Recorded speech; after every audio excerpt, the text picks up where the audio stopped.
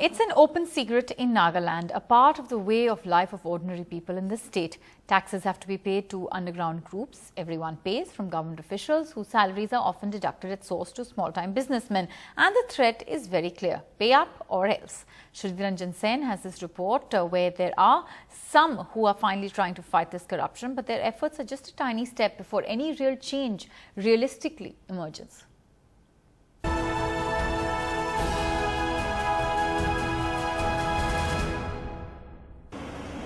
Behind the frantic activity in Nagaland's bustling commercial capital of Dimapur lies an open secret.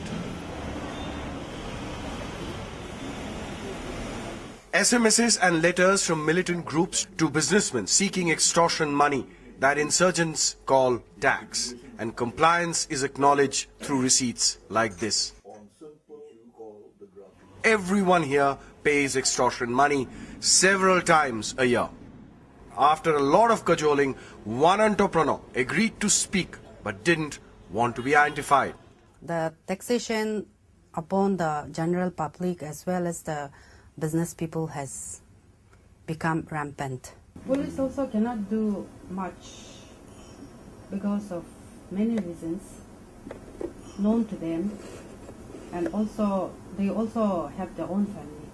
Now groups like Account Against Corruption and Unabated Taxation have come up in the cities. People in the villages too are protesting.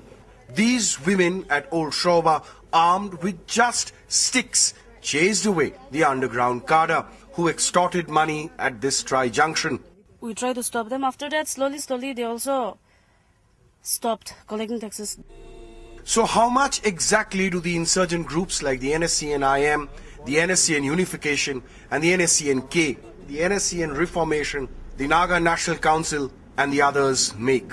If the state government raises just about 50 crores as a state revenue being derived from the legal taxes, you multiply that by any amount to the, let's say, 5 times to 10 times the amount. It all begins here at the Nagaland-Assam border. Every truck, every bit of merchandise that passes through this crossing is taxed. And that is just the beginning. Then there is warehousing or go-down tax, tax that wholesalers pay, and finally tax on retailers, besides the annual business tax. And that's not all. Ironically, even government servants also pay. The whole government servants deduct 24% of the salary, and they play around negotiating and servicing all the NPGs, you see, which is a mandatory thing, and the drawing disbursing officers of each of the departments have no choice because they are under threat. NDTV contacted several militant groups. The NSCN-IM that led the peace talks with the government said, "We don't have much to say about the account. They are totally against us and our movement for freedom, and they are organized by vested interests." On the other hand, the NSCN Unification, what the account said perhaps made sense, but to run a revolutionary government, it needed to collect taxes. With a peace deal at hand, the big question on the ground: will the oppressive multiple taxation end? And most importantly, will the armed cadre, irrespective of their group and ideology, agree to hand over their weapons?